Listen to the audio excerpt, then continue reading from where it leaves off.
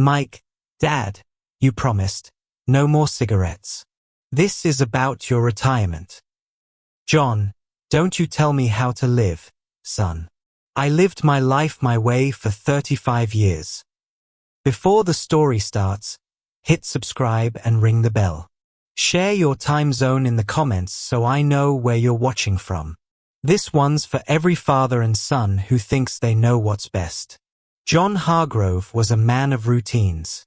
Up at 6, coffee, paper, the same faded baseball cap, the same slow walk through the yard to the mailbox. He'd worked machines for 40 years. He'd done hard, honest labor that left his hands wired with habit and his heart wired with stories. For 35 years John smoked.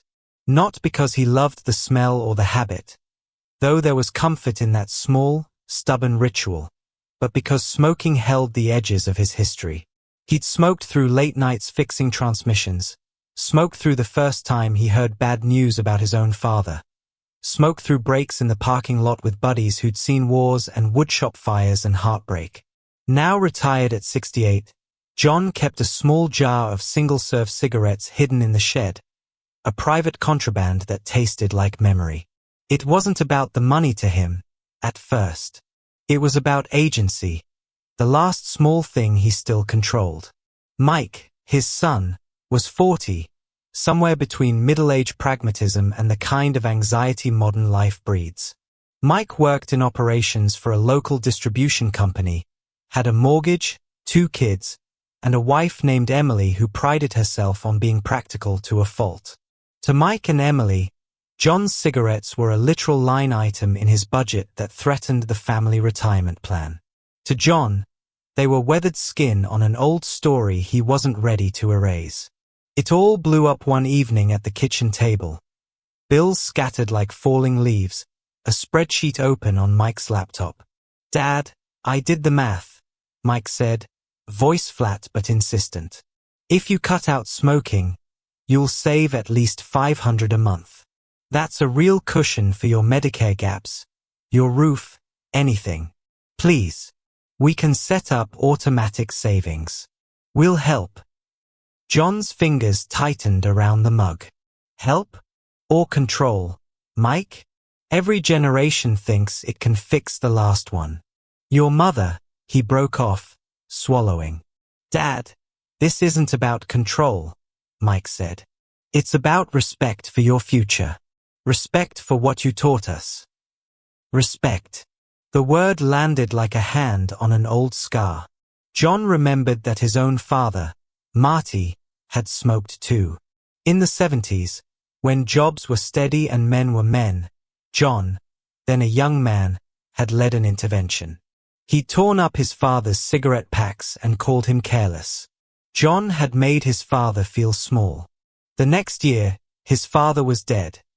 The way that wound sat in John's gut had been complicated and raw. He'd vowed never to be that man, never to take away someone's small comfort. Now the wheel had turned. "You sound just like me," John said quietly. "You sound like I sounded to him." Mike didn't see the irony. He only saw numbers. "This is about survival, Dad. Not about taking something from you. It's about making sure you don't have to sell the house."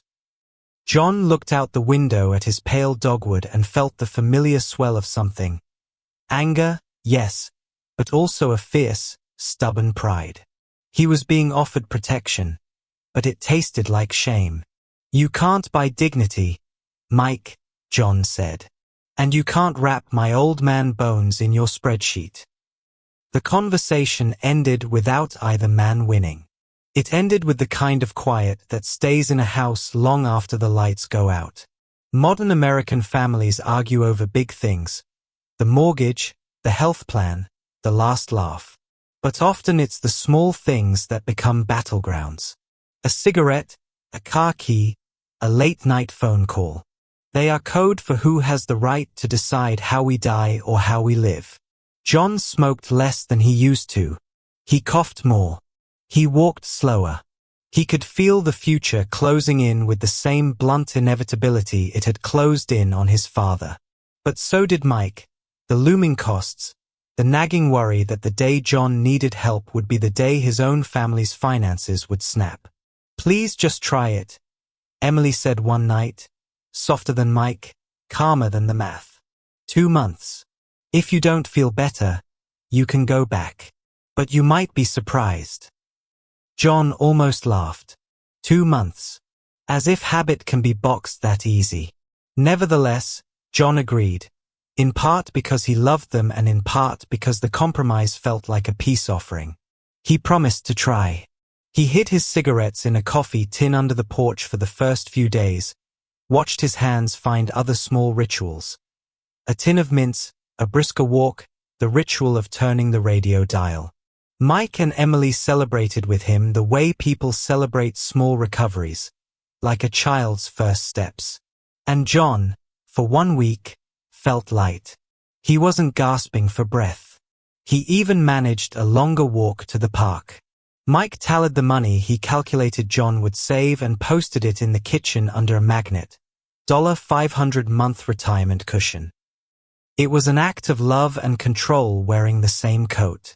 One night, late, John poured himself a second cup of coffee and sat with Mike at the kitchen table after the kids were asleep.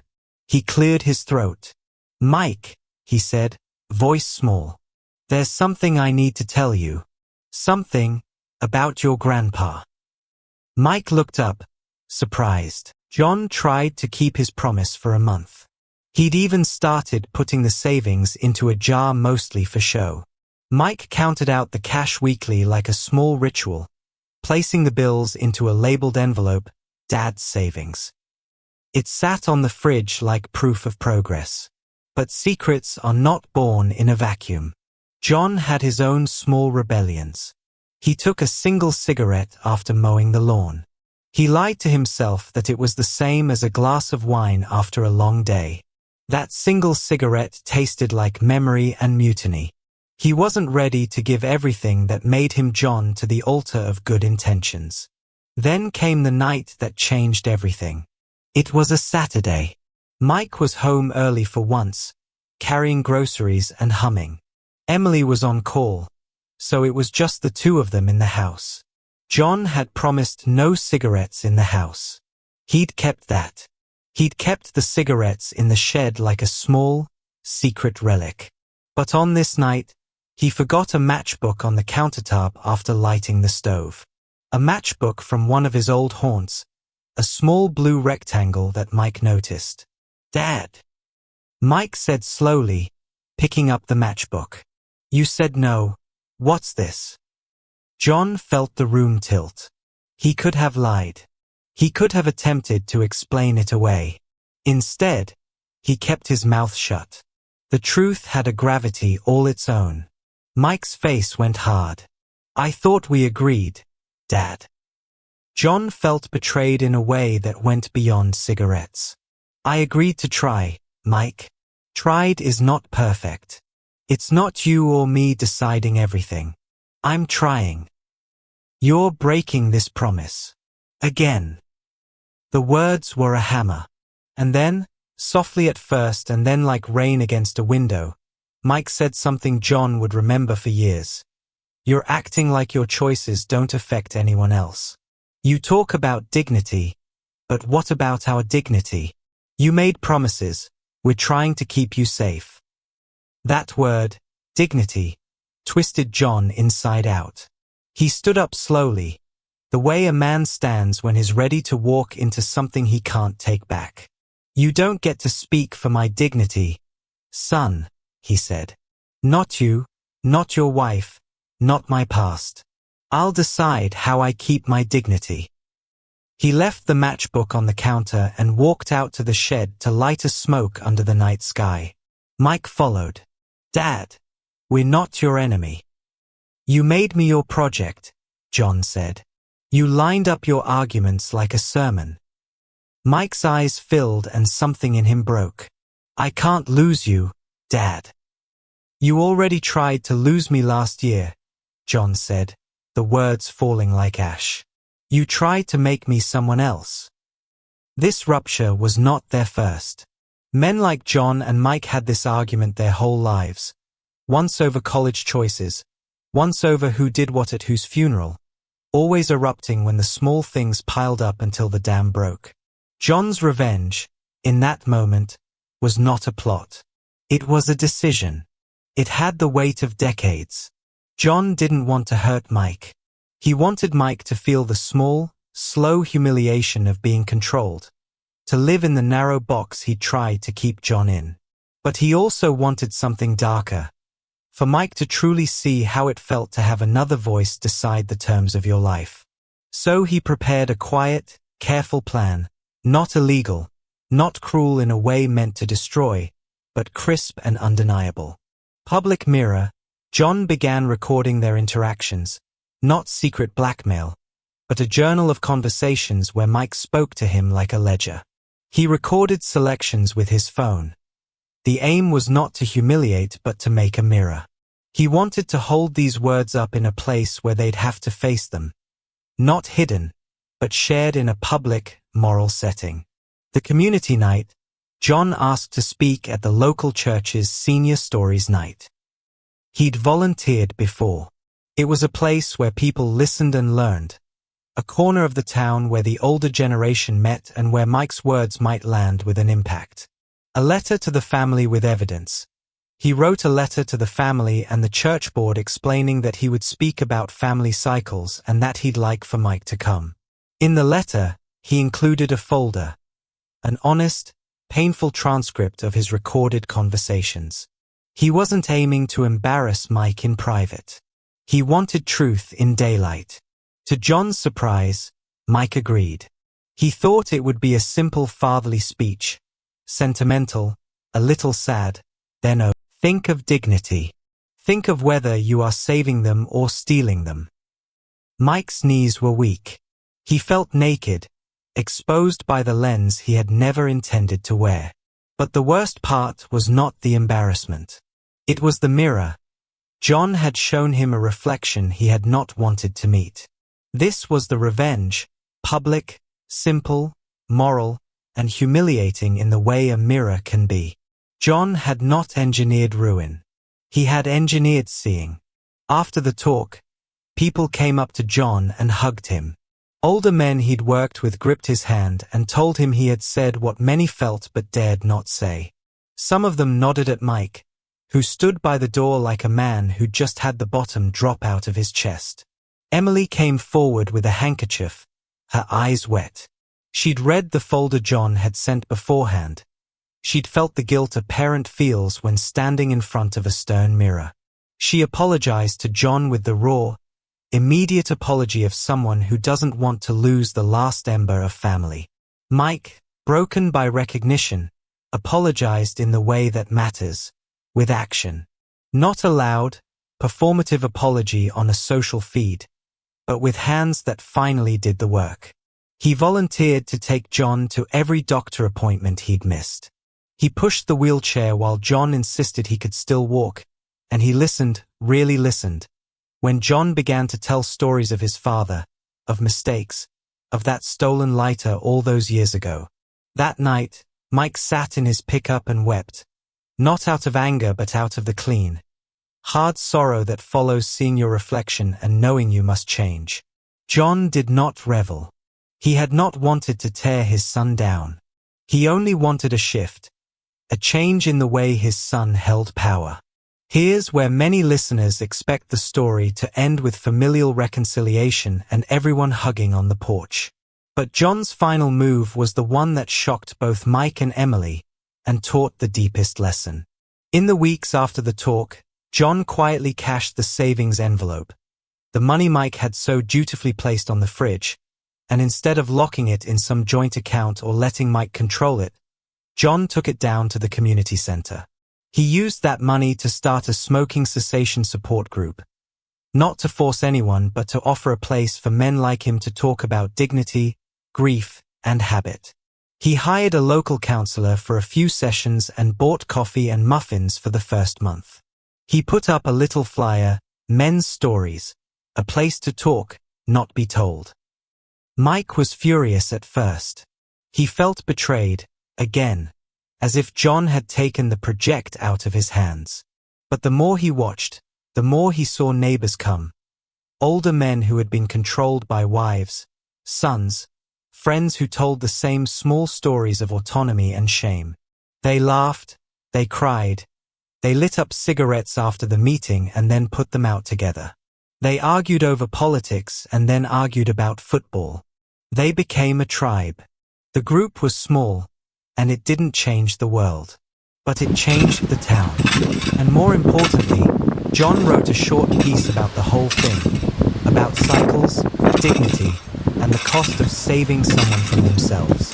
He mailed copies to the church and posted it to a local forum. The piece ended with a line he'd learned from his father. You can't trade away a man's pride for his life and call it kindness. It went viral in a way the town didn't expect. People shared it because it wasn't a rant. It was a confession from a man who had once been the son and had learned it the hard way. Mike's real shock came not from the public humiliation earlier but from John's quiet generosity. John had taken the money Mike had tried to control and turned it into something that made real space for men to find dignity without being shamed. He had answered control with compassion that put autonomy back into the center. It was a reversal that felt like revenge and forgiveness braided together. Months passed. John smoked less overall, more out of habit having been broken than discipline. He still had the odd cigarette now and then, and this time, it was not a secret and not a sin, just part of a life he was living on his own terms. Mike volunteered at the community center, pushing coffee and setting up chairs. He listened to men tell stories about fathers and sons. One old man reminded Mike of his own son-in-law in how he spoke, with the same certainty that he knew best. Mike apologized, not just in the shallow way of words, but in the deeper way of repeated patience. Emily and Mike repaired their relationship with John slowly. They moved from spreadsheets and edicts to conversations. The house felt quieter but richer. Respect returned, not as an edict from one generation to the other, but as a fragile thing rebuilt daily. John would sometimes sit at the meeting table, see a man light a cigarette and then put it out, and smile. That small scene felt like a poem. A man choosing in the open to change, not because someone else told him to, but because he wanted to. He would tell Mike, sometimes, over coffee, I did the wrong thing to my dad. I thought I was saving him. I wasn't. I took something from him I can't give back. But seeing you listen now, it keeps me whole. Mike, older and more careful with his hands now, would answer, I thought I knew how to protect you, Dad. Turns out protection is sometimes stepping back. Karma had its own slow work. John's confession to the town had reminded others of the cost of control. Mike's public embarrassment had turned into humility. John's act of turning money into community had made the small revenge into a larger mercy. The cycle had not snapped entirely, but it bent. That bend was enough. If you're a father or son listening to this, remember this. The line between protecting someone and making them small is paper thin.